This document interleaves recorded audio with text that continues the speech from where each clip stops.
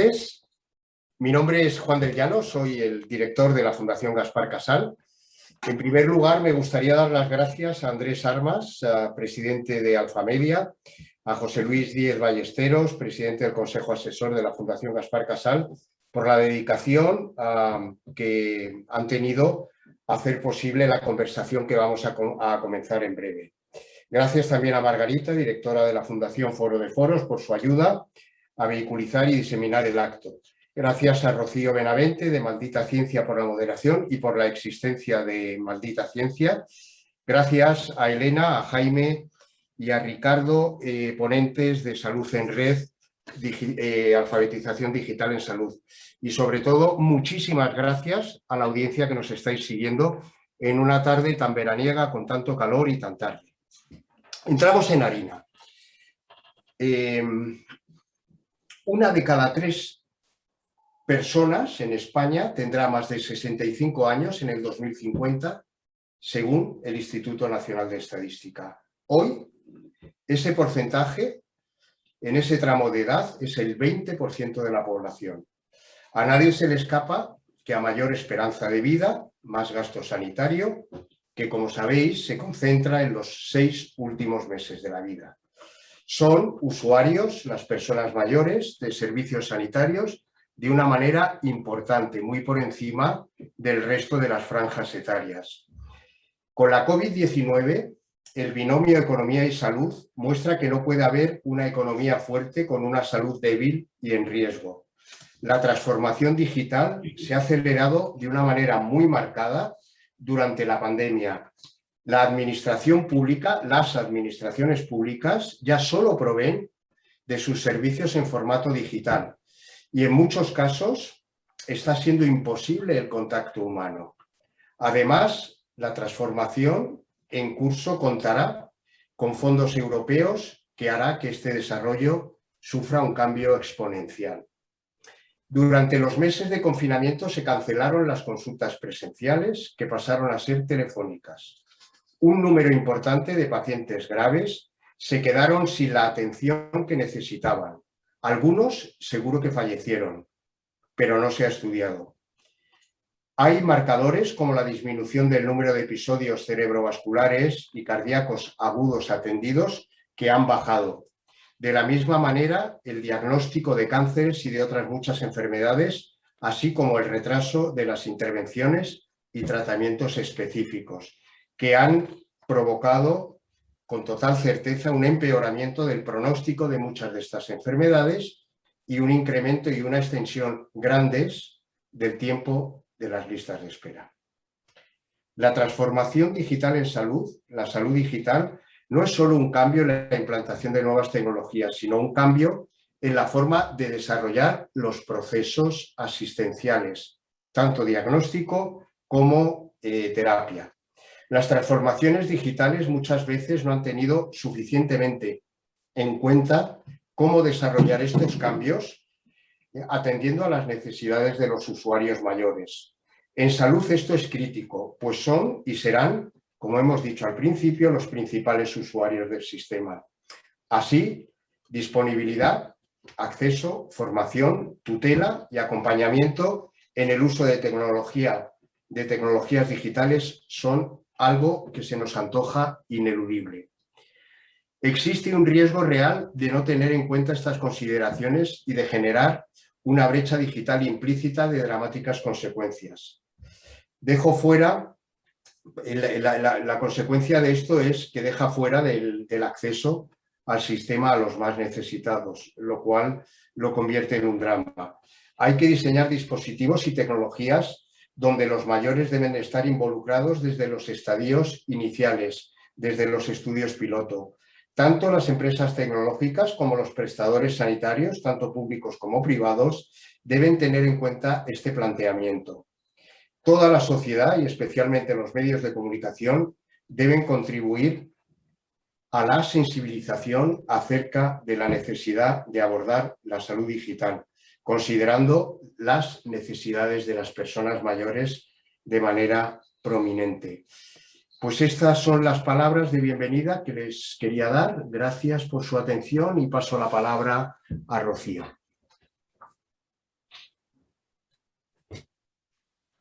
silenciado antes, perdona. Hay un perro en esta casa, espero que no se me cuele por el micro cuando esté hablando. Muchas gracias, Juan, por la presentación. Muchas gracias al Foro de Foros por invitarme a moderar esta conversación, que de hecho vamos a intentar que sea una conversación, ¿no? Yo no quiero que tenga un formato mesa redonda ni que yo entreviste a nadie. Así que si os parece, bueno, pues un poco con la idea de fondo de que dentro de 30 años, 1 de cada 3 personas en nuestro país tendrá 65 años, y eso quiere decir que muchos de los que hoy nos vemos lejos de ese momento no estamos tan lejos, y todo esto tiene mucho que ver con cada uno de nosotros, además, por supuesto, de pacientes, para los que aquí sois médicos, pero también de familiares de cualquiera, ¿no? Vamos a pasar a hablar de digitalización de la salud, en su sentido más amplio. Yo creo que en este tema, en los últimos meses y por imperativo, en fin, de la pandemia, hemos tenido que aprender a manejarnos, igual que hemos tenido que aprender a asistir a eventos online cuando antes eran presenciales.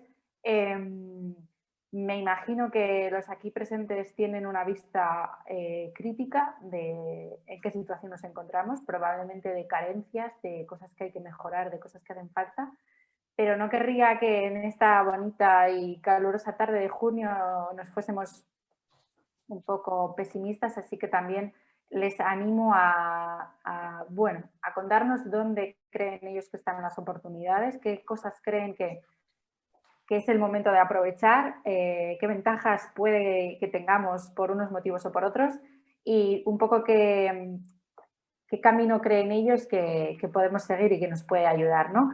Yo creo que voy a presentar a los 3 participantes y a partir de ahí empezamos la conversación. No querría tener que interrumpir ninguna conversación para tener que presentar a nadie, así que voy a ello.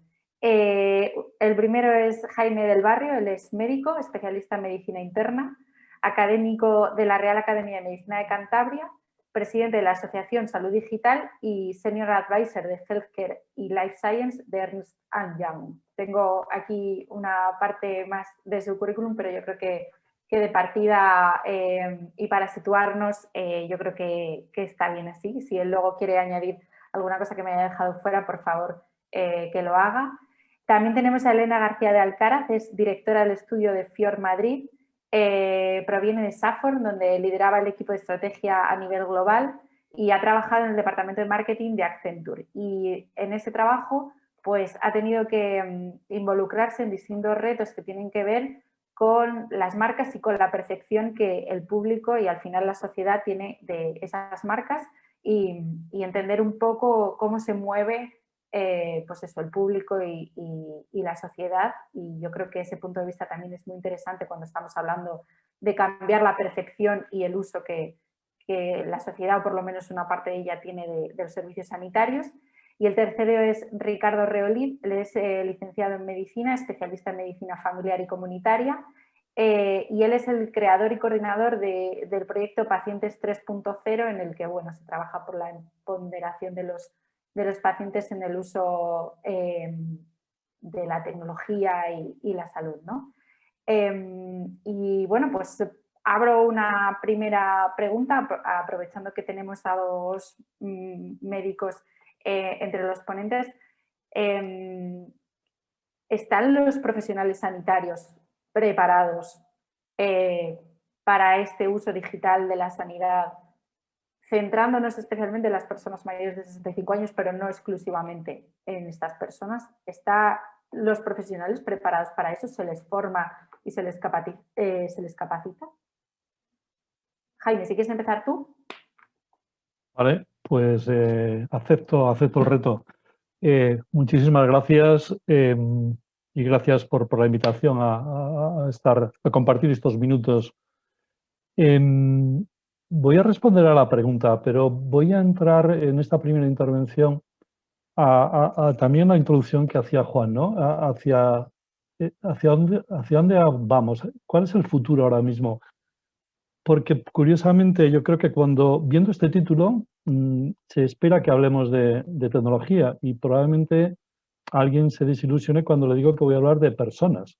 voy a hablar de personas, voy a hablar de pacientes, ciudadanos y también voy a hablar de profesionales sanitarios. ¿Y por qué digo esto? Porque el futuro va a estar y debe estar sobre todo más allá de lo digital, más allá de lo conectado, más allá de las tecnologías. Eso sí, aprovechando al máximo las bases de grandes datos, la inteligencia artificial, la tecnología inteligente, etcétera, etcétera. Pero ahora mismo, sin embargo, las tecnologías sanitarias más innovadoras son solo parte son parte de la solución en estos próximos 30 años, como antes decíais. ¿Cuál es la otra parte? La otra parte para mí es conseguir, y en eso probablemente Elena esté de acuerdo, es conseguir una experiencia satisfactoria de todos los que interactuamos en todo esto, ¿no? Es una experiencia satisfactoria adecuada. ¿A qué me estoy refiriendo? Me estoy refiriendo que cuando hablamos de una buena experiencia sanitaria, la salud como ausencia de la enfermedad, calidad de vida, etcétera, etcétera, o la asistencia sanitaria como el diagnóstico y tratamiento de las enfermedades son muy personales. Es decir, la experiencia de un paciente, de un ciudadano, cuando va a un sistema sanitario es muy diferente de otro. Cada uno sabemos lo que esperamos y, por lo tanto, nuestro grado de satisfacción va a ser diferente, independientemente de que la solución propuesta puede ser la misma. En pocas palabras, una buena experiencia se corresponde con una atención que aporte pues, un toque humano, un toque empático, tiene en cuenta los intereses y la expectativa del paciente. ¿Qué hacemos los médicos? Los médicos y los profesionales sanitarios en general, médicos, enfermeras, farmacéuticos, etcétera. Pues hacemos lo mismo, es decir, nuestra mayor o menor implicación, en este caso concreto, en la entrada a las nuevas tecnologías, pues va a depender también de nuestra experiencia, cómo vivimos todo esto, cómo nos relacionamos con este entorno. Y los profesionales sanitarios lo que queremos es estar en un entorno seguro, en un entorno positivo, moderno, innovador, pero indudablemente tenemos que sentirnos satisfechos en el entorno en el que estamos y en la satisfacción que aportamos a nuestros pacientes. Luego, por lo tanto, cuando hablamos de ecosistema digital de salud, no estamos hablando solamente de tecnología, estamos hablando de personas también, profesionales por un lado, pacientes por otro o viceversa, y la experiencia, como digo, del paciente y del profesional sanitario, eso sí que va a ser realmente el elemento transformador de los sistemas sanitarios inteligentes del futuro. En definitiva, hablemos de tecnología, pero sobre todo hablemos de personas, que es en definitiva para lo que vienen a ayudar estas tecnologías. Quería, justo al hilo de lo que dices, Jaime, preguntarle a Elena, porque en estos mensajes previos que hemos intercambiado, ella decía una cosa que me ha parecido muy interesante también por lo quizá obvio, pero importante, que es que para las personas mayores ir al médico muchas veces es una cita, digamos, con un componente en su rutina muy importante. O sea, que no es solamente hacerse un chequeo médico, sino que muchas veces para ellos pues tiene una presencia, perdonad los ladrillos, tiene una presencia importante en su agenda prácticamente, ¿no? Y esto, claro, también hay que tenerlo en cuenta pues eso, que estamos tratando con personas para las que la visita a la consulta no es solamente una cuestión rutinaria de me hago un chequeo y me voy, y eso me imagino que hay que tenerlo en cuenta en esa experiencia que decía Jaime también, a la hora de intentar transformar esa experiencia que no deje de ser positiva para las personas mayores. Totalmente. Gracias, Rocío, por tu mención y gracias a todos por invitarme a participar en esta conversación. Efectivamente, te comentaba esta parte, ¿no? Porque creo que erróneamente muchas veces cuando hablamos de digitalización y tecnología se vive como un reemplazo, ¿no? Y nos pasa con todo esto de la automatización de los puestos de trabajo, etcétera, ¿no? Y siempre es como esa amenaza de, bueno, entonces llega un día en el que no vamos al médico, prácticamente nos diagnostica un robot, nos llegan las pastillas a casa y tal, ¿no? Y yo creo que la digitalización en el mundo de la sanidad no llega a reemplazar al personal sanitario, el que hablaba Jaime, ni a convertir, ¿no?, en proceso y pantalla lo que viene siendo una relación humana de la que el personal sanitario saca muchos insights, ¿no? Y mucha información más allá del formulario. En el caso de los mayores, más si cabe, por lo que te decía, ¿no? O sea, ir al ambulatorio para muchos es como ir a la parroquia para otros, ¿no? O sea, es ese ritual semanal que nos permite estar conectados, ¿no? Con la sociedad y con otros seres humanos que nos cuidan, que se preocupan, a los que tenemos cosas que contarles, etc. Esto resulta sin duda en un sistema sanitario no siempre eficiente, pero yo creo que tenemos que ver dónde usamos la tecnología, ¿no? ¿Qué en todo ese proceso digitalizamos? ¿Qué parte humana es imprescindible preservar? Pero no solo porque seamos bellas personas, sino porque la soledad tiene efectos devastadores en nuestros mayores.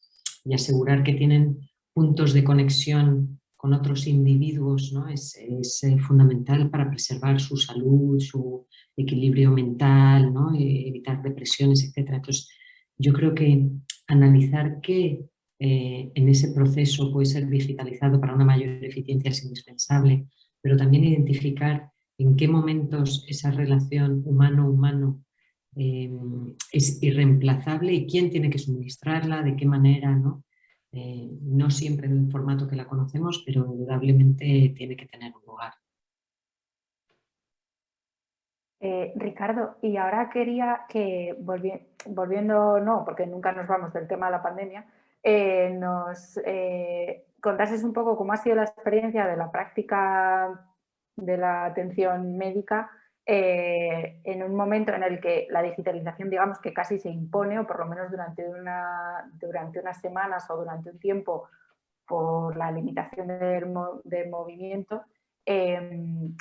Un poco cómo es la experiencia, no sé si ya venía, si a lo mejor tú ya tenías experiencia atendiendo a pacientes de esta forma, si esto tuvo que ocurrir del tirón y un poco qué es lo que se ha aprendido, ¿no? A capón, en este caso, que se podría quedar. Bueno, buenas tardes. Gracias, Rocío, por la presentación. Gracias a Foro de Foros por la invitación. Y bueno, sí, la verdad es que, como bien ha dicho Juan en la introducción, pues la verdad es que esto con la pandemia por el coronavirus pues nos ha pillado a todos el tren por encima. Y retomando un poco la pregunta que has hecho inicialmente sobre las competencias, pues prácticamente competencias le faltaban a mucha gente, no solo a las personas mayores, que a lo mejor están algo más apartadas de esta digitalización de la sociedad que actualmente, sino también a los profesionales sanitarios. Muchos profesionales sanitarios, sobre todo a nivel de atención primaria, son profesionales de una edad avanzada, mayor de 50, 55 años, con una proximidad a la jubilación bastante cercana y que no estaban muy acostumbrados al uso de las nuevas tecnologías en el tema de la salud.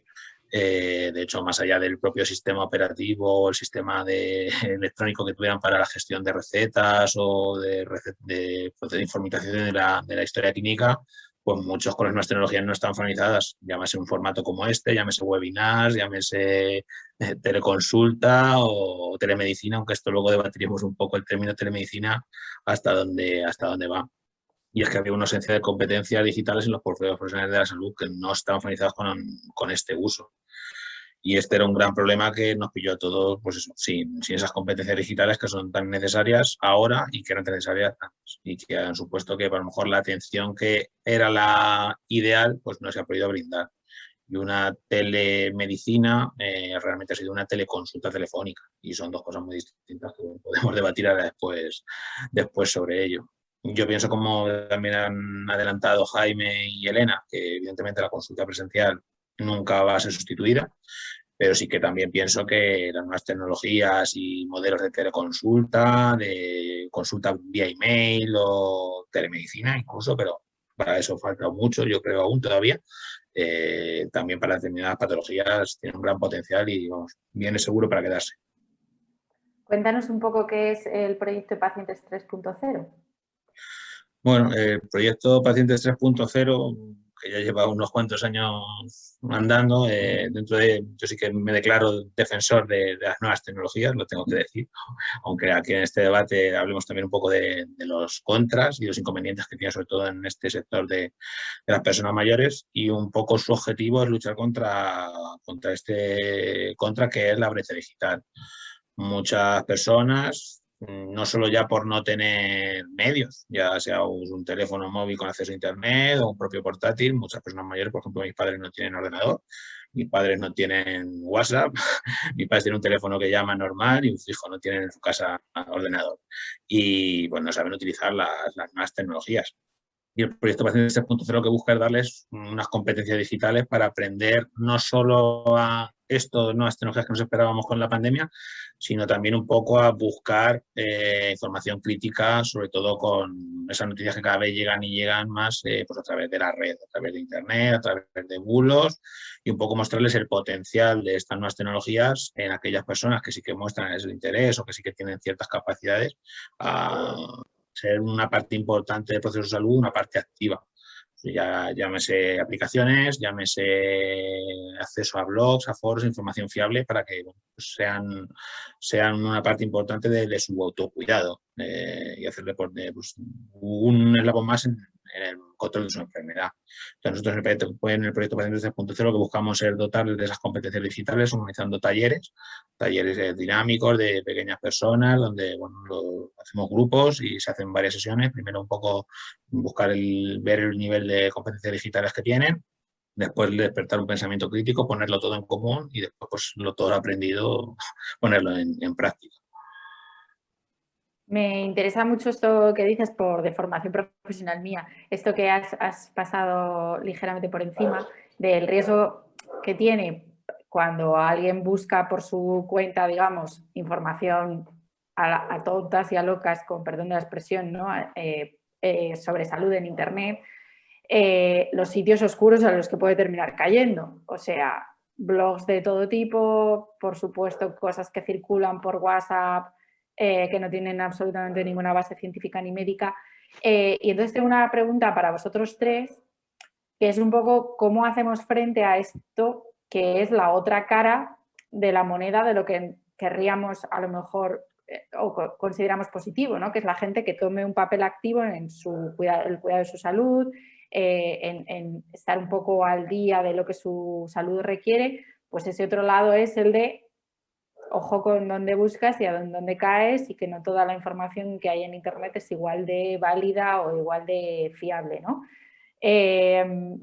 Yo desde el parte del periodismo, pues nosotros intentamos desmentir bulos y demás. Desde el parte de los profesionales sanitarios o de quien pueda diseñar este sistema y quien pueda organizarlo, ¿qué se puede hacer para que no ir al reverso oscuro, no caer por el lado oscuro de la fuerza, que diría? Bueno. Lo que es aterrador, Rocío, es que exista ese mundo fake, ¿no? Que ese no es culpa de ningún ciudadano, ¿no? Pero el que grandes y pequeños sean susceptibles de ser víctimas de esa información, yo creo que además este año concretamente lo hemos visto mucho, y lo hemos visto mucho en los mayores, ¿no? Y hay estadísticas que dicen, pues eso, más de la mitad eran víctimas de todo tipo de bulos y tal, y la dificultad de contrastar. Nosotros ahí de verdad tenemos un reto grandísimo, ¿no? Que diseñamos herramientas digitales, etcétera, en cómo asegurar la trazabilidad de la información, ¿sabes? Cómo asegurar cuáles son esos sellos de garantía, ¿no? Que pueden demostrar la veracidad de la información. Yo creo que lo digital da una gran libertad, y una gran libertad conlleva una gran responsabilidad, ¿no? O sea, de repente te sientes empoderado para pedir información, ¿no? Autocuidarte, que decía Ricardo, ¿no? Esa sensación, y eso es magnífico, esa sensación un poco de propiedad sobre tu salud y de rol activo en tu devenir, ¿no? y en cómo evolucionas, etcétera. Pero al mismo tiempo yo creo que es un desafío para el al personal médico, porque la gente llega con ideas preconcebidas, pidiendo pruebas proactivas, ¿no? Sobre cosas que han visto, han leído, etc. Yo creo que ahí, bueno, pues va a hacer falta como mucho tutelaje, ¿no? en el proceso ese de autonomía. O sea, yo efectivamente no sé hasta qué punto el personal médico está preparado para esa avalancha, ¿no? Y esa población que exige saber, que se cree a veces con criterio, ¿no? Y cómo reconducir eso hacia algo mucho más controlado, medido, en fin, que da libertad y autonomía hasta cierto punto, ¿no? Hasta donde de repente vuelven a entrar ellos a reconducirnos. Bueno, pues, bueno, si quieres Jaime intervenir. No, Andrés, no, perdona, Ricardo, tú mismo. Sí, bueno, como bien decís, yo creo que la lucha contra la desinformación pues, probablemente sea otro de los grandes caballos de batalla que vamos a tener, no solo los profesionales sanitarios, como comentaban Elena y Rocío, sino también científicos, divulgadores y los medios de comunicación. Está habiendo un cambio de modelo, un paciente que cada vez busca más y más en Internet. Podríamos decir que el doctor Google es el médico que tiene más pacientes a su cargo y esto es algo que nos vamos a enfrentar, nos enfrentamos ya y que cada vez va a ser más común. A la hora de la atención sanitaria sí que es verdad que a veces vienen pacientes como demandando más pruebas o demandando un tratamiento que ellos han visto, que creen que a otras personas ha funcionado. Y pues a veces es una pelea.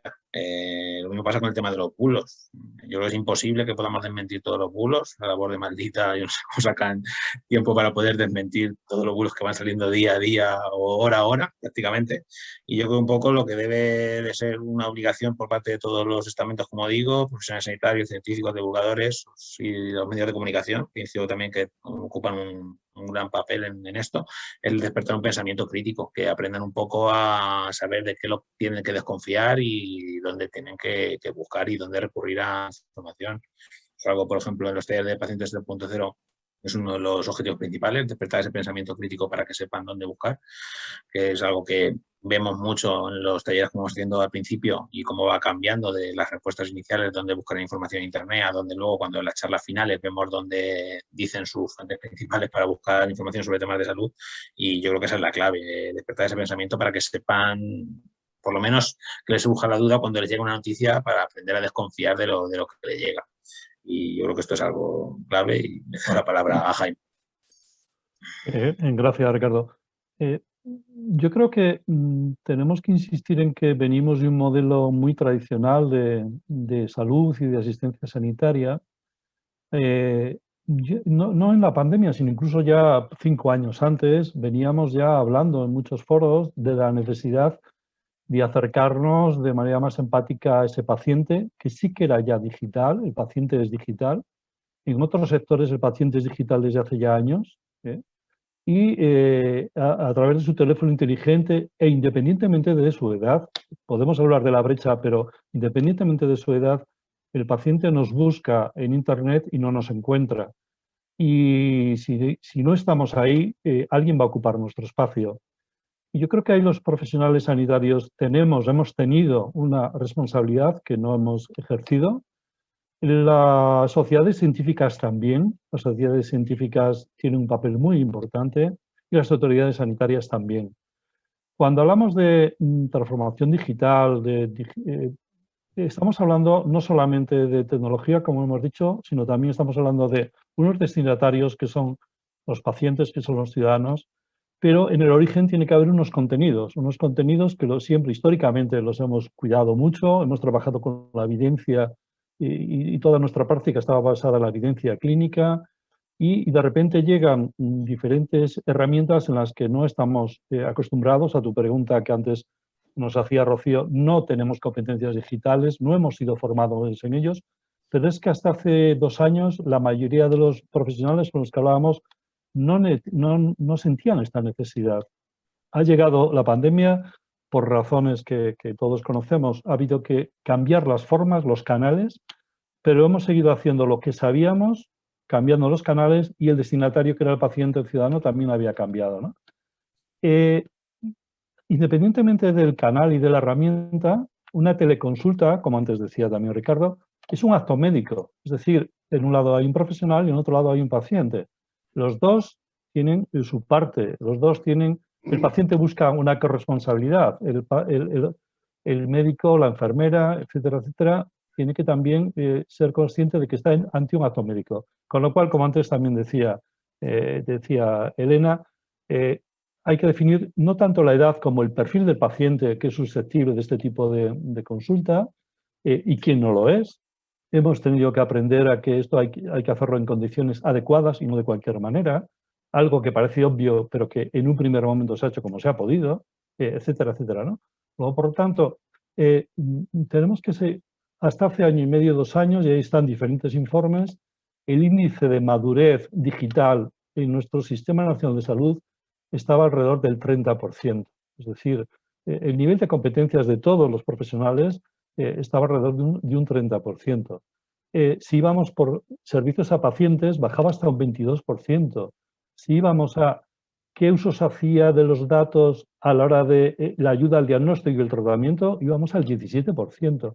Es decir, venimos de muy atrás.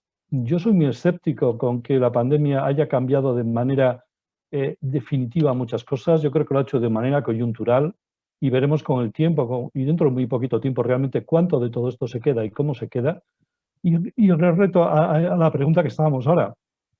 Si no estamos nosotros, alguien va a estar.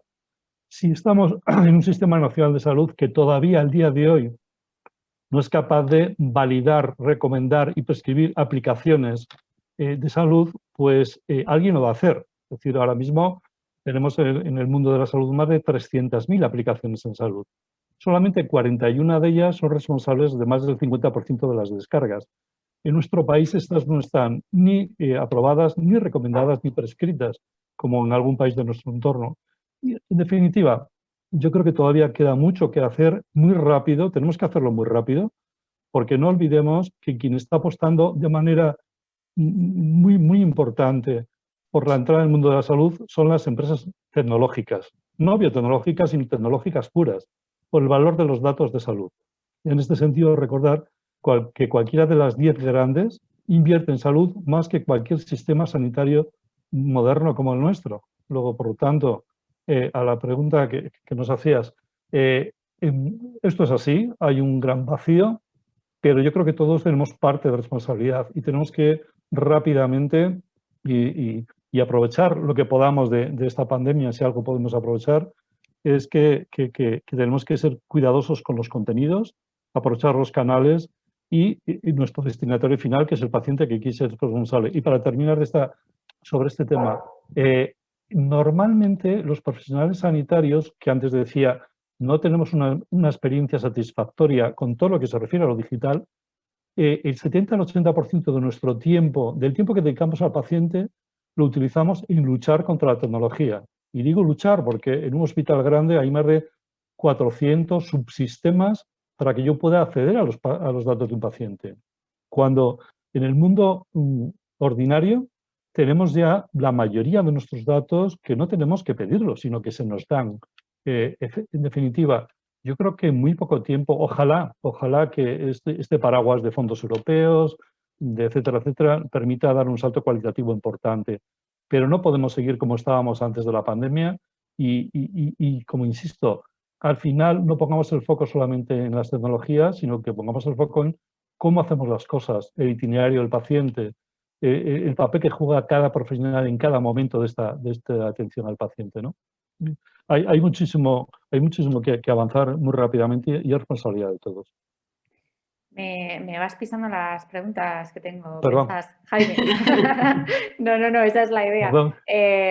Te iba a haber preguntado qué pensabas sobre si los avances de la pandemia se iban a quedar o creías que iban a revertirse y ya has dicho que no eres muy optimista al respecto. Pero yo bueno, disiento un poquito, no, o sea, perdóname. por favor, Ay, el optimismo, todo maravilloso, como nos lo cuentas. Sin tener la bola de cristal. Pero mira, justamente por esto que dice Jaime, que es tan importante, que la digitalización tiene más que ver con personas, hábitos, comportamientos, que con realmente la tecnología? O sea, y el gran reto, yo que he trabajado muy poco en el mundo de la salud, pero más en grandes corporaciones, etcétera. El gran reto de las transformaciones digitales nunca es la tecnología, es el que la gente use la tecnología, ¿no? Y cómo se relaciona con esas nuevas herramientas y esa nueva forma de hacer, etcétera. Y casi todos los grandes retos que nos ponen sobre la mesa lo que tienen es un envoltorio muy complicado, ¿no?, de personas enfrentándose a lo nuevo, de gestión del cambio, etcétera. Yo creo que esta situación que hemos vivido, que a mí misma me ha forzado a hacer consultas telemáticas, etcétera, nos ha forzado a normalizar algunas cosas. Y algo que también ha apuntado Jaime, que me parece muy interesante, es, oye, los pacientes ya eran digitales, o por lo menos en otros sectores. Voy a dejar de lado los 75 plus, que creo que son probablemente otra generación, ¿vale? Pero antes que eso, los estudios dicen que usan al 80% de Internet. A lo mejor lo que no hacen son consultas médicas, o a lo mejor lo que no hacen son compras de determinado tipo, pero sí hablan por WhatsApp, sí hacen videoconferencias con los nietos, sí incluso consultan algo de un hotel, tal. O sea, a lo mejor lo que varía es su grado de confianza según los sectores y el nivel de transacción que están acostumbrados a hacer, ¿no? Y hay pues, tipos de pagos que sí y otros que no, etcétera, ¿no? A lo mejor por importes, por tipología de servicio, etcétera. Pero esa gente ya es digital. Lo que les hemos obligado es a digitalizarse en un área que era principalmente de carne y hueso. Yo quiero pensar que sí hay elementos que se quedarán. Lo que pasa es que hay mucho que mejorar en el proceso. O sea, lo hemos hecho, ¿no?, de manera muy forzada, poniendo a nuestra gente en situaciones de máximo estrés, ¿no? O sea, ese pobre profesional sanitario que bastante tenía con lo que tenía, encima tenía que estar resolviendo dudas telemáticamente y no sé qué, ¿no? Pero yo sí creo que hay que justamente aprovechar que se ha producido un cambio forzado de percepción y de comportamiento, etcétera, para equiparnos para el siguiente nivel, ¿no? Y quedarnos con lo bueno del cambio que se ha producido, que es que mucha gente ha conseguido tener la respuesta que buscaba sin necesidad de desplazarse, que hemos sido capaces de sistematizar algunas respuestas. Nosotros hicimos un trabajo con Cruz Roja maravilloso y con Alexa, pues justamente para tener los básicos de las preguntas del COVID cubiertas de forma conversacional, ¿no?, con Alexa, etcétera. Entonces yo creo que esos pequeños pasos, ¿no?, pisadas en la luna, hay que preservarlas para movernos al siguiente nivel. Y sí soy más optimista sobre que hay cosas que se quedarán y que sabremos construir sobre ellas. Partiendo un poco de lo que dices y también de lo que decía Jaime, hay otros dos temas que me parece que son mollares en este tema, ¿no? Uno es si quizá el tema de que sean datos sobre salud no puede ser que sea parte de la reticencia de, por lo menos de algunas personas, ¿no? Como que estos datos sean especialmente sensibles y no nos apetezca o no nos atrevamos a compartirlos en otros entornos que no sean tan cara a cara con nuestro médico de toda la vida, ¿no? Por otro lado, apuntaba Jaime a que hay un negocio enorme en el tema de los datos y de la salud y hay actores que se están poniendo las pilas al respecto, ¿no? Las empresas tecnológicas. ¿Cómo gestionar todo ese valor que tienen esos datos de una forma que no se ponga en riesgo la confianza de los pacientes y de los profesionales médicos, que estoy segura de que son los dos quienes quieren preservarlo al máximo? Y luego, por otro lado, también creo que es importante hablar de que en este tema no están solamente pacientes y profesionales médicos, que también están las administraciones, que también están los proveedores de servicios, en fin, que quedarnos solamente en una relación en la que ponemos todo el peso en estos dos actores que se ven cara a cara es un poco injusto. Hay muchas otras partes implicadas, ¿no? Y también eso me parece digno de mención, porque al final esto es más complicado que convencer a un profesional médico y convencer a un paciente de que se comuniquen por email. Vosotros habéis dicho cuánto tiempo puede pasar un profesional peleándose con la tecnología, ¿no? Y eso al final es responsabilidad de otros actores que entran en esta relación. Por favor, me interesa saber lo que opináis al respecto. Ricardo. Ricardo, dale. O Elena, vaya, lo digo porque lleva ahí un rato silenciado y seguro que algo está tramando. Sin problema, no. Aquí estoy tomando notas para ir poniendo un poco. Bueno, sobre el tema de datos de salud, sí que es verdad que es un tema muy delicado. Recientemente hemos visto incluso pues, en Irlanda cómo el sistema de salud de Irlanda sufrió un gran hackeo y secuestraron todos los datos de salud y les hicieron un chantaje, que si no pagaban, pues se filtraba toda la información de salud. Y este es uno de los temas que más problemas trae, que es un tema muy peliagudo, porque son temas muy delicados sobre salud, ya no solo de pacientes, sino de cualquier personalidad de cualquier país, o sea, cualquier personalidad de cualquier país, sus datos de salud, que es algo tan íntimo y que cree que están tan a salvo, pues en el momento que lo transformamos todo en digital y va a una nube, pues en una nube, por muy segura que sea, nunca sabemos esa información, quién tiene acceso y cómo. Y esto es también un inconveniente que yo creo que ha dificultado mucho y que ha hecho que la transformación digital en salud haya sido tan lenta, porque muchos servicios de salud no se atrevían a esa transformación digital por el tema de la legalidad. Hay un gran vacío legal en este aspecto y la seguridad, porque todos estos datos, en el momento que se dejan se transfieren a empresas terceras, pues ya en la confidencialidad médico-paciente, pues ya hay un tercero que está de por medio. Los profesionales sanitarios también a la hora de manejar esta teleconsulta, por decirlo de alguna manera, que es la manera más fácil, o una consulta por email, pues también hemos tenido ahí unas dificultades, porque a lo mejor los servicios de salud, todos tenemos a lo mejor a nivel corporativo un correo electrónico, y ese correo electrónico a lo mejor tiene una capacidad de un correo que se creó hace más de una década o 2 décadas, que tiene una capacidad de 20 megas o de 1 giga como máximo, cuando ahora cualquier foto, en cuanto tengamos 10 fotos en alta definición de nuestro teléfono de un paciente en determinados tipos, como puede ser consulta de dermatología, que mandamos fotos de nuestros pacientes de dermatología a un dermatólogo, y ya tenemos el correo lleno, o es legal que utilicemos nuestro correo corporativo únicamente. Las fotos que hacemos de nuestros pacientes, si no tenemos un dispositivo del centro de salud, es de nuestro móvil, podemos tener las fotos en nuestro teléfono. Si las fotos de nuestro teléfono las tenemos vinculadas a nuestra nube personal, ¿qué pasa con esos datos? Aquí hay un problemón y yo creo que esto también es una de las cosas que ha dificultado la transformación digital, el vacío legal y los problemas legales en cuanto al manejo de información de nuestros pacientes. Y doy la palabra, aunque creo que los compañeros van a mirar prácticamente igual. Lo que no sé es la solución, porque es muy difícil, porque como digo, hay un vacío legal y hay circunstancias muy peliagudas y los ejemplos de Irlanda, que es el más reciente, pues, son un ejemplo de ello. Pues yo no estoy exactamente tan alineado con lo que estabas comentando, Ricardo.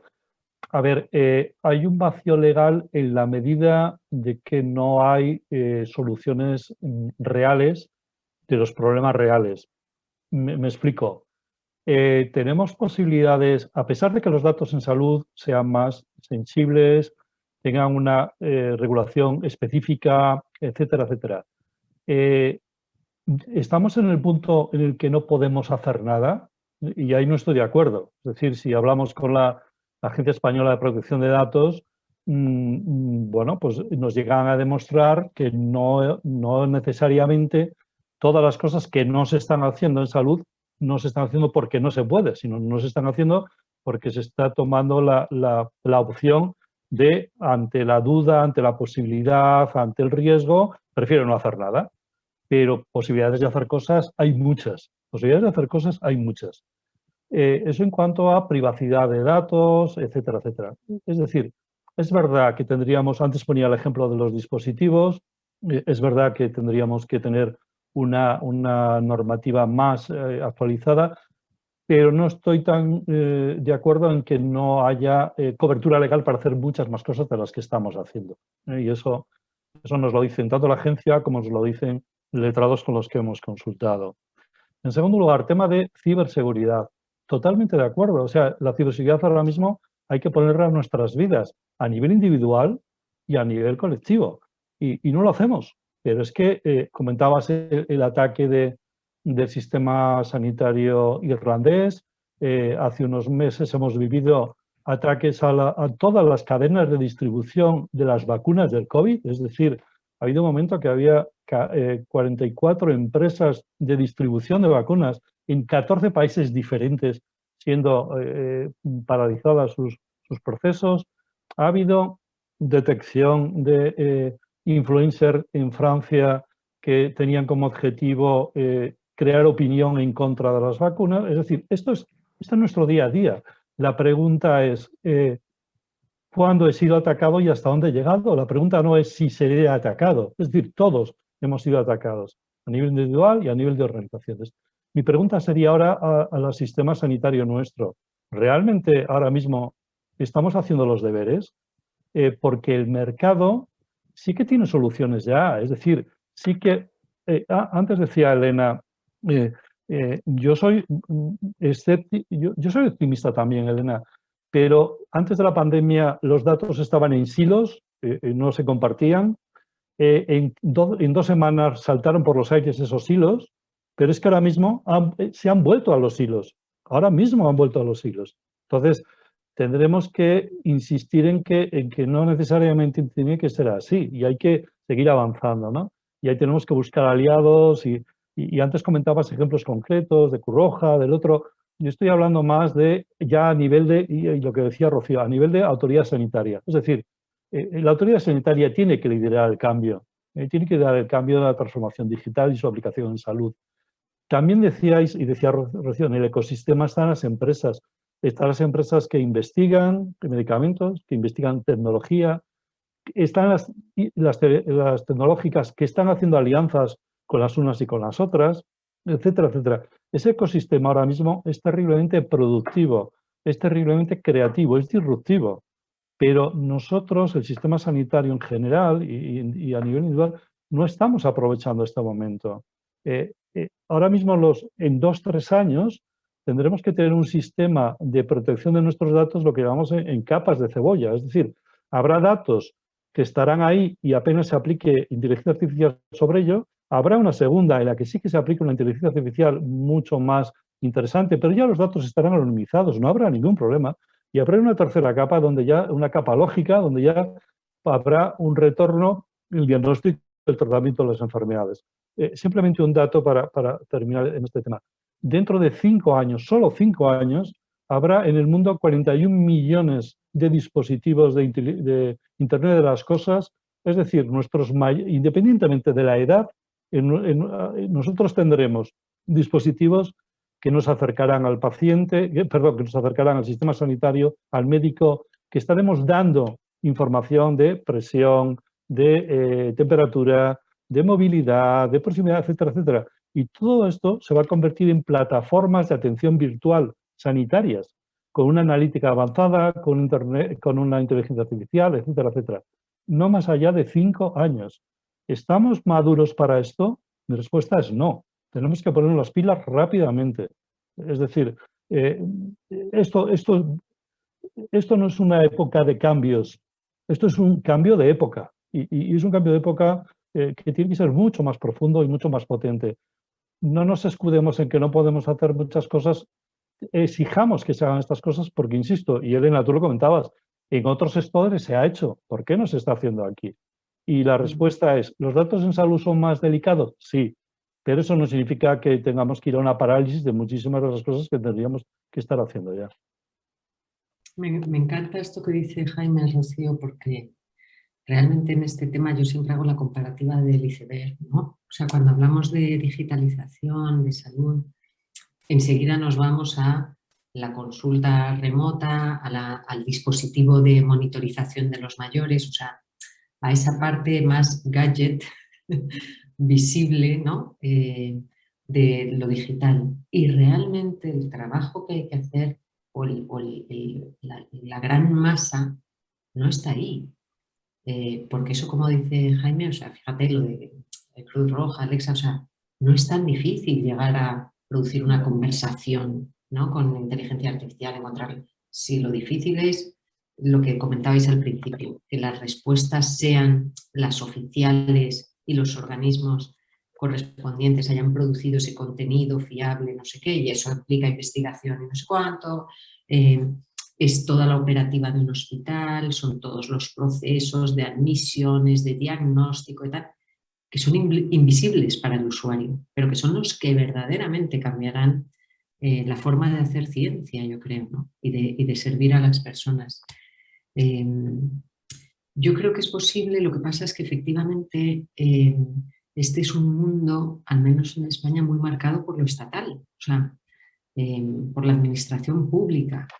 ¿Quién lidera el cambio en muchos sectores? Estados Unidos, donde se asume que la salud es una cosa de pago, ¿no? Y cada uno tiene como su servicio a domicilio y segmentado, ¿no? Según tu estatus, tu nivel de ingresos, etc. Cuando quieres emprenderlo como proyecto nación, de estado de bienestar, etc., claro, requiere un esfuerzo, un ejercicio colectivo, ¿no?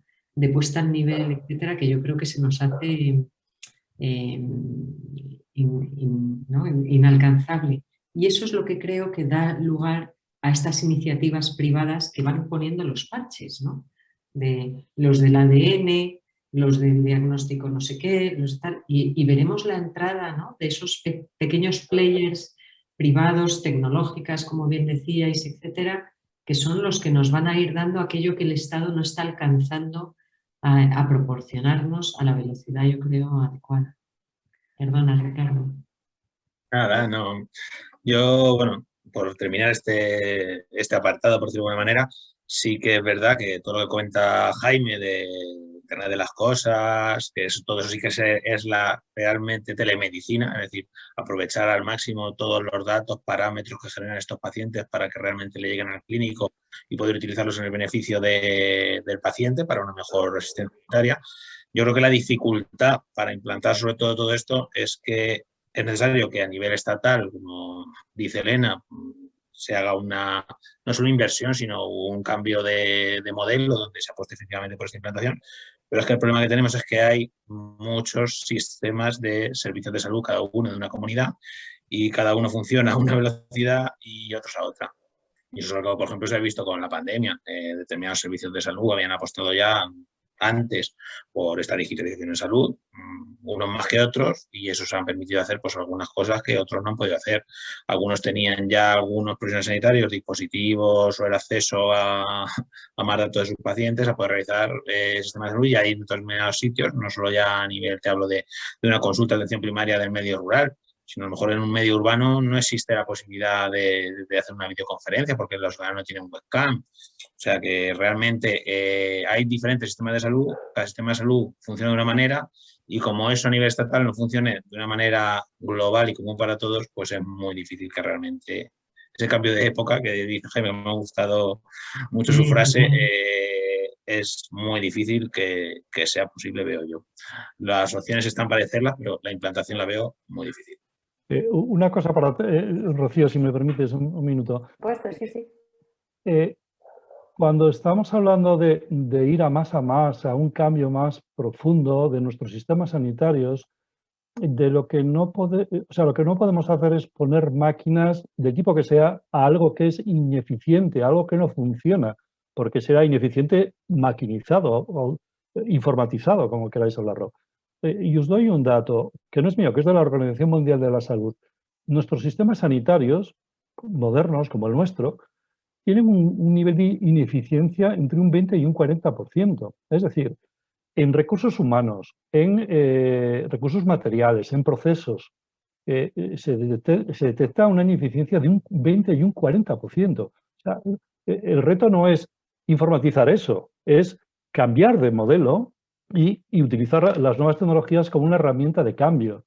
Es decir, ahora mismo la presión de profesionales, de ciudadanos, de autoridades tendría que ser para ser eficientes en los costes, reducir el despilfarro, y perdonadme que lo diga, pero es así, y aprovechar para modernizar infraestructuras, soluciones, formación. Antes lo decíais, necesidad de información, de publicaciones, de ciencia, de evidencia, pero esto es lo que toca ahora, y toca hacerlo más rápido, de verdad, toca rápido.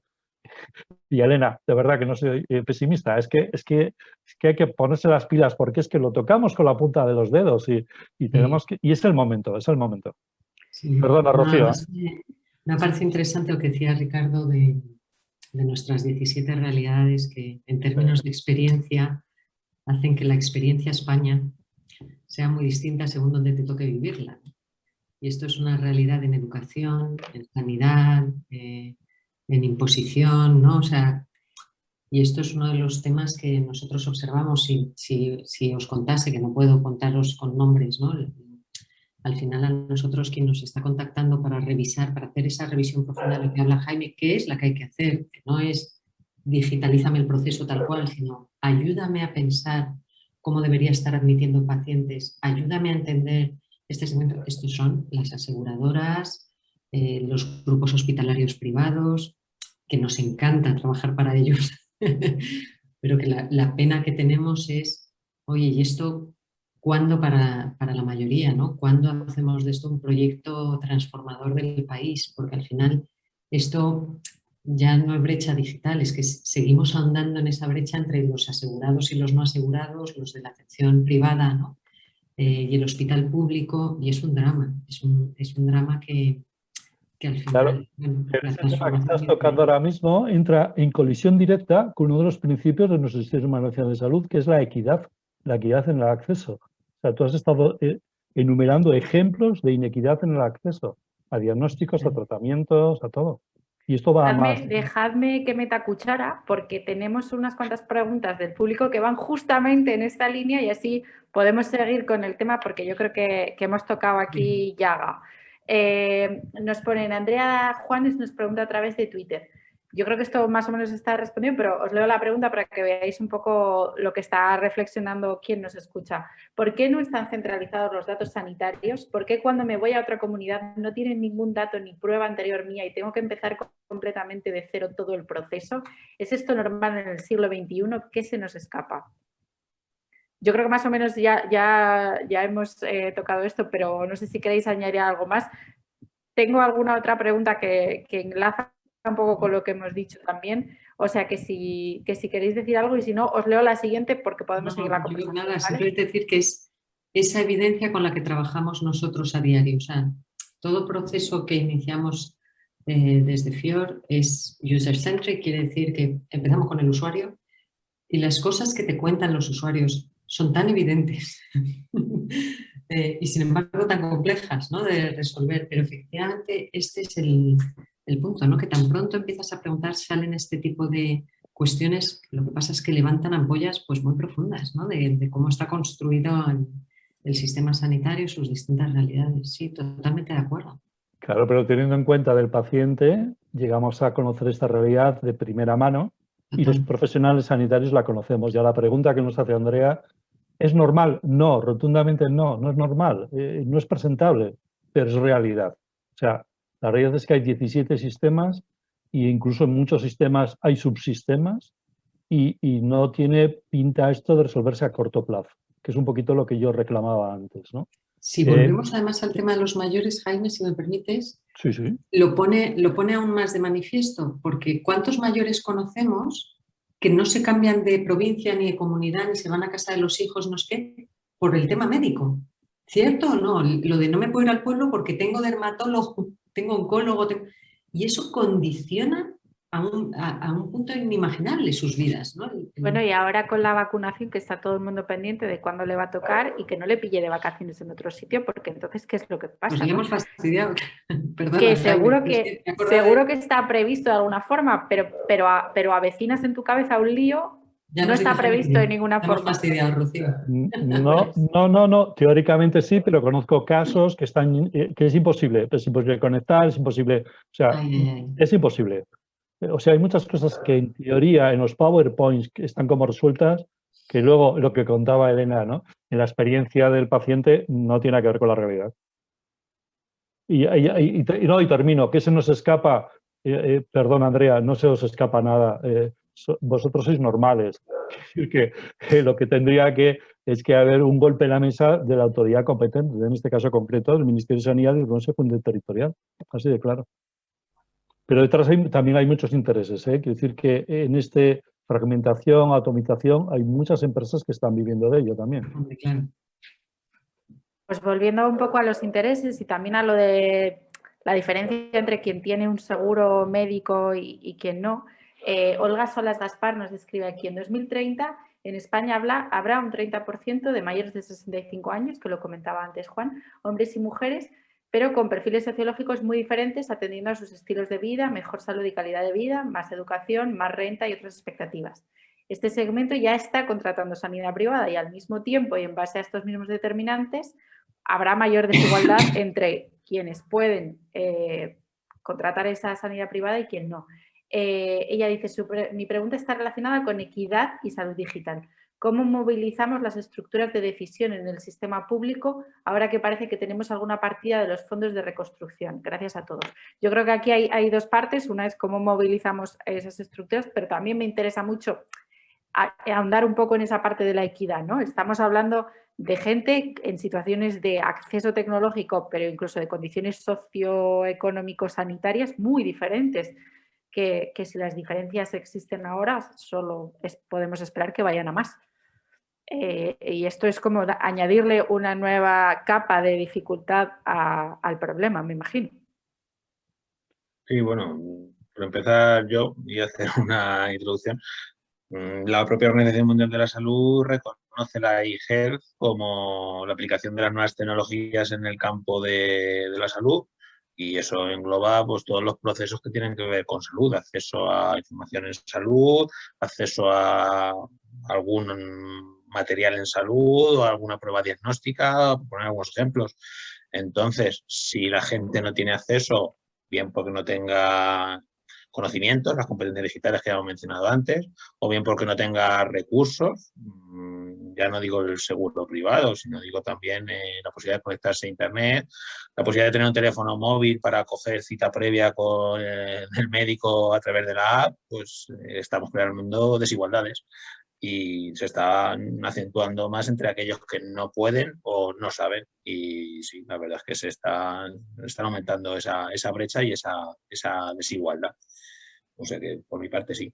Ideas para reestructurarlo, pues ahí la verdad, igual Jaime tiene alguna idea más a nivel, o Elena de algún proyecto dentro de esa digitalización en otras esferas que se ha llevado en otros campos. Yo ahí ya, como clínico, sí, ahora mismo ya no se me ocurre ahora mismo ninguna. O no lo hacemos, o no lo hace el sistema, o nos va a venir dado por alguien. Si alguien son plataformas de las que antes estábamos hablando, a las que de manera totalmente inocente le estamos dando datos continuamente. Las 24 horas del día aún dormido. Van a dar soluciones a nuestros problemas reales de salud, inicialmente de manera gratuita y rápidamente monetizados de otras formas. O sea, el doctor Google, que decía antes Ricardo, ¿no? Por otro motivo, pero un poco lo mismo, ¿no? Claro, pero el doctor Google, ahora, o el Google, cuando ahora mismo entras a buscar ocio, tiempo libre, viajes, etcétera, etcétera, no has terminado de buscar algo y ya te está haciendo ofertas en el lado derecho. Es decir, ya hay una monetización de esta información que tú has pedido, que no has dicho quién eres, pero Google ya sabe quién eres, a qué hora y cuáles son tus gustos y tus tendencias, y ahora mismo ya está también recibiendo datos en salud. Y dentro de muy poquito, cuando digo poquito, en este tema hablo de 3 años, 4 años como mucho, van a tener o sea, ahora mismo Alibaba hace más de 1 millón de consultas diarias online. Ya sé que es en otro país, pero está recabando información. Las tres grandes, Google, Microsoft, Apple, ahora mismo están, desde hace un mes, que además lo han dicho sus CEOs de manera totalmente ya desinhibida, han entrado con toda la fuerza a dar soluciones en salud, en diagnóstico, en tratamiento, en la nube, etcétera, etcétera. Esto no es gratuito, esto es porque dentro de muy poquito nos van a dar servicios, nos van a dar productos reales.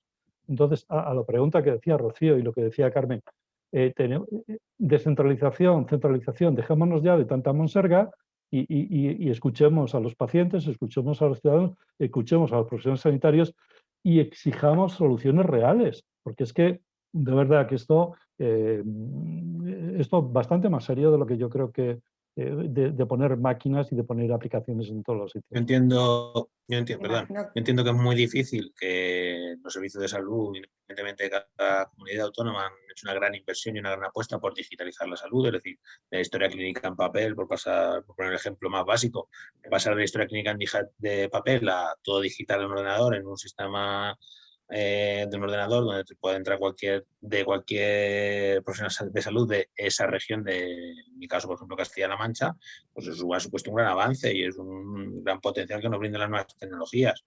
Pero sí que es verdad que lo que se reclama es que las nuevas apuestas sí que vayan encaminadas a que sean globales, que sean centralizadas y que se puedan utilizar a la vez desde todos los servicios de salud, que como decían.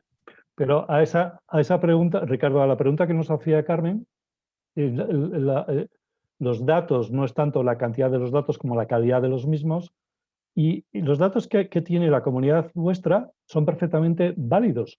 Por encima habrá una capa que pueda extraer totalmente anonimizado, totalmente, y de la comunidad que sea, y por encima una tercera capa que aportará valor y que aplicará la inteligencia artificial y que ayudará en el diagnóstico y el tratamiento de las enfermedades, etcétera, etcétera. O sea, es posible, a la pregunta que nos hacía Carmen, siendo 17 comunidades autónomas y 70 subsistemas, ¿es posible por encima trabajar? Sí. Hoy en día sí se puede hacer ya esto. Anonimizado, con seguridad y con todo. Pero no cualquiera, ¿eh? O sea, pero ahí ya tenemos que ir a un pensamiento global. O sea, ahora mismo ya hay grandes empresas del mundo que están haciendo esto. Voy a leeros otra pregunta que tenemos aquí en el chat. De hecho, es la primera que nos ha llegado. Lo que pasa es que luego la conversación nos ha llevado por otro sitio, pero me parece interesante recuperarla, también por recuperar un poco el origen de este debate, ¿no? Que tenía un componente generacional que al final se nos ha diluido un poco porque los problemas son de todos y todos en algún momento vamos a estar ahí, ¿no? Pero preguntaba Ana María Fernández, ¿por qué la brecha digital? Si las personas mayores son mayoritarias en el consumo de salud, pero en mi opinión el cambio debe afectar a todas las edades.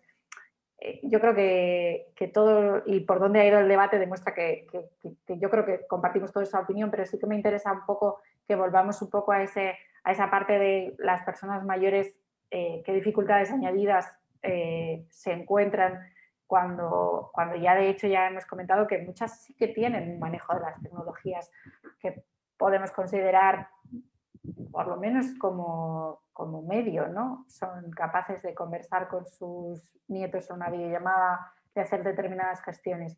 ¿Por qué esta brecha digital a la que creemos que hay que prestarle una especial atención? Yo creo, Rocío, si me permitís, que has mencionado algo en relación con esto al principio, cuando has hablado de que no hay una relación puramente bidireccional cuando hablamos de mayores, ¿no? Por supuesto, todo lo que estamos diciendo afecta a todos los españoles o ciudadanos de a pie. Lo que pasa es que sí es verdad que la problemática de los mayores tiene algunos aspectos que le son propios, ¿no? O sea, siendo los mayores los principales enfermos crónicos que entran en modelos de dependencia, ¿no? De interdependencia, etc.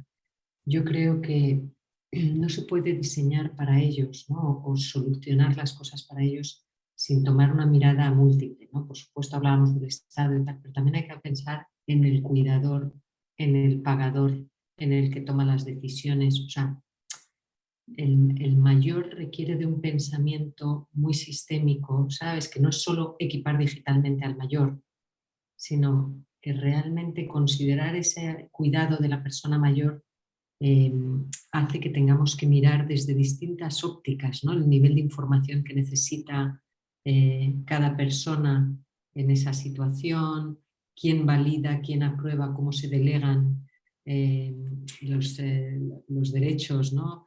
Quién paga a fin de mes, etcétera, quién financia. O sea, es verdad que exige un pensamiento muy ecosistémico que nos hace la tarea muy difícil, porque es fácil cuando tú estás diseñando un servicio de telefonía para un joven o tal, ¿no? Entonces, es todo como mucho más acotado. Aquí de repente tienes que meter en la ecuación muchas variables, muchas personas que necesitan ser, eso pues lo que digo, ¿no? Informados, validadores, etcétera. Y esto hace que sea una cuestión, yo creo que compleja desde el punto de vista del diseño de cada servicio, ¿no? Para ellos. por hablar un poco de la especificidad de los mayores que decíais. Estoy de acuerdo, Elena, es complejo, pero precisamente ahí es donde entra con plena potencia todo lo derivado de la inteligencia artificial, los algoritmos, etcétera, etcétera. Al final el mayor, claro, y luego además te diría, defíname usted mayor, porque claro, 65 años, pues para mí no es mayor, como podrás comprender, por alusiones, Un ¿no? niño.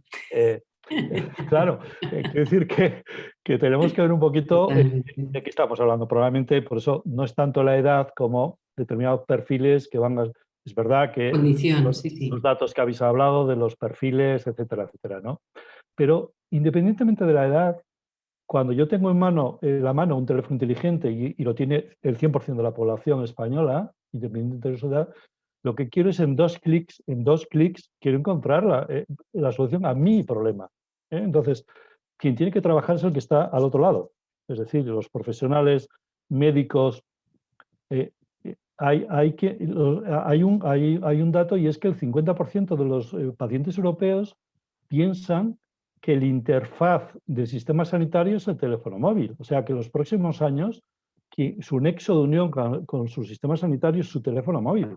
Entonces, lo que tenemos que hacer, quienes estamos al otro lado, como tú dices, muchos, médicos, enfermeras, farmacéuticos, nuestros compañeros arquitectos de datos, diseñadores de datos, etcétera, etcétera, son los que tienen que hacer que al final, con 2 clics, alguien llegue a lo que quiere llegar y le solucione. No sé si con textos, no sé si con iconos, no lo sé, pero una solución. Y en ese sentido, además, introduzco otra cuestión. Antes hablabais de la robotización, automatización. Yo soy de los que creo, de manera muy convencida, de que todos vamos a tener más trabajo que nunca. ¿Por qué? Porque si el paciente busca la interfaz en el teléfono móvil, al arquitecto de datos, quien le tiene que hacer la pregunta real de la vida real es el profesional sanitario.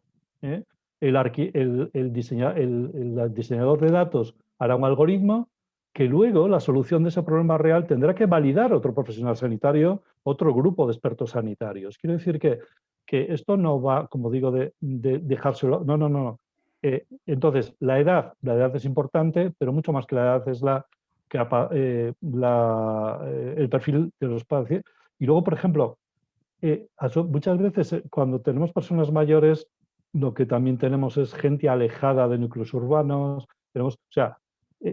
Va a venir la lucha contra la inequidad, va a venir no solamente por la capacitación, sino por que Europa entera y España en concreto tenga redes 5G, haya puntos de contacto en todos los sitios, etcétera, etcétera, ¿no? Queda muy simpático, pero un telediario, como la gente sube al campanario para hacer cola, para llamar por un móvil, pero hombre, a la pregunta de antes, esto no puede ser siglo XXI. Y Europa nos va a dar fondos importantes para todo esto. Entonces, capacitación, sistemas, conectividad, todo esto. No creemos barreras donde ya las hay. Hagamos grandes autopistas ahora mismo de la digitalización.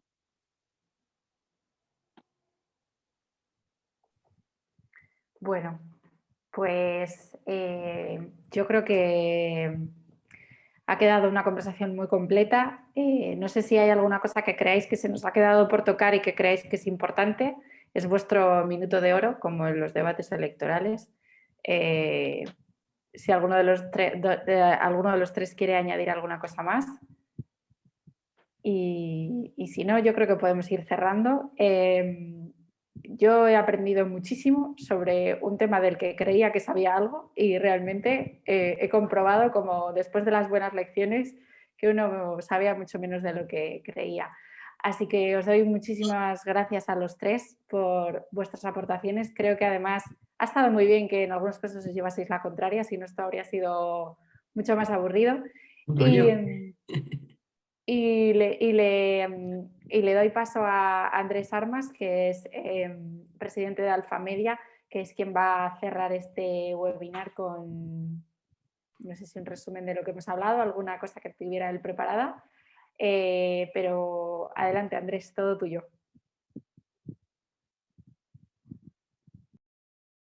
Pues muchas gracias, Rocío. Me ratifico en tu agradecimiento. Ha sido una conversación no solo valiosa, sino además muy amena. y a ello ha contribuido que no hubiera una opinión monolítica, además de tu moderación. Amplío también el agradecimiento, por supuesto, a Foro de Foros, que siempre Margarita y su mariachi nos prestan esta sala de una manera tan generosa, y a Juan y a su club de la Fundación Gaspar Casal. Para ilustrar un poco qué es Alfa Media, no quiero ser muy extenso en ello, os voy a digamos, intentar explicar el racional que nos impulsa. Nosotros pensamos que la tecnología y los dispositivos relacionados con la información están aquí para quedarse. Y puesto que están aquí para quedarse, se requiere un proceso de adaptación para que el uso virtuoso de las tecnologías y los dispositivos contribuyan de verdad al progreso y al bienestar. La UNESCO y la Unión Europea han dado en llamar la capacidad para interaccionar adecuadamente con la tecnología y con la información, lo han dado en llamar alfabetización mediática, que no es ni más ni menos que la ayuda a los usuarios en la capacitación para el uso de herramientas digitales, pero también, y no es una cuestión menor, en la capacidad para encontrar y discriminar información entre la buena y la mala, y entre la buena, la valiosa y la accesoria. Y en ese motor que de alguna manera nos impulsa, hemos identificado que esa motivación se desarrolla de manera distinta, aunque conexa en distintos ecosistemas. Se desarrolla de una manera determinada en el ámbito de la información, en otra en el ámbito de la educación, y en otros muchos ecosistemas, y entre ellos en el de la salud, que es el que hoy nos ocupa. Yo creo que las cuestiones que habéis tratado, curiosamente, en algún caso son de índole particular, en otros no tanto. El peligro de creerse todo lo que dice Google es un peligro extensivo no solo a la salud, sino también a otras cosas, como muy bien sabe Rocío, teniendo en cuenta a qué dedica una parte significativa del tiempo de Maldita. Y por lo tanto, reuniones como la de hoy sirven para poner en la agenda y, en la medida de lo posible, promover acciones para que todos los actores de cada uno de esos ecosistemas, no solo los prestadores de servicios públicos y privados, sino también los proveedores tecnológicos, los transportistas de señal, por supuesto los profesionales, pero también los usuarios, acomoden el ecosistema de manera que se convierta en virtuoso. Y yo quiero hacer una observación muy, muy importante que creo que ha tocado Jaime de manera muy lateral, pero que me parece significativa. No basta con hacer sistemas si estos no son accesibles. La usabilidad de los sistemas se convierte en esencial y muchas veces los sistemas, especialmente los de salud, sobre todo teniendo en cuenta que una parte importante de sus usuarios no son usuarios con enormes destrezas, no son amigables. Y si no son amigables, no sirven para mucho de lo que se propone. De nuevo os doy las gracias. Yo creo que espero que esta conversación tenga continuidad y que esa continuidad sirva para que se promuevan esas acciones de las que hablaba hace un rato. Muchas gracias, buenas tardes y gracias a todos por vuestra presencia. Muchas gracias. Muchas gracias. Adiós. Adiós. Gracias. Gracias a todos. Gracias. Ha estado fenomenal, ¿eh? Muchísimas gracias. A ver.